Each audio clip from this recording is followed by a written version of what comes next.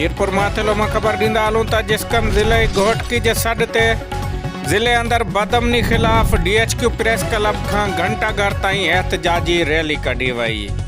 Rally जी अॻुवाणी जिसकम मरकज़ी wise chairman फ़कीर रमज़ान कलवड़, महबूब घोटो, मन फ़कीर इरशाद कलवड़ ऐं ॿियनि ॻाल्हाईंदे चयो त ज़िले अंदर बदअमनी उरूज ते पहुची वई आहे। हर रोज़ फुरूं धाड़ा आम थी विया आहिनि।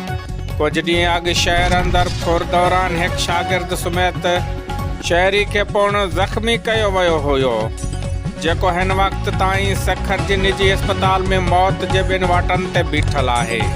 पर हितां जी पुलिस चोरनि ऐं धाड़ेलनि सां गॾु ॿिट बणियल आहे। उन्हनि DIG सखर खां नोटिस वठण ऐं SHO मीरपुर माथेलो खे फौरन हटाइण जो पिणु मुतालबो कयो।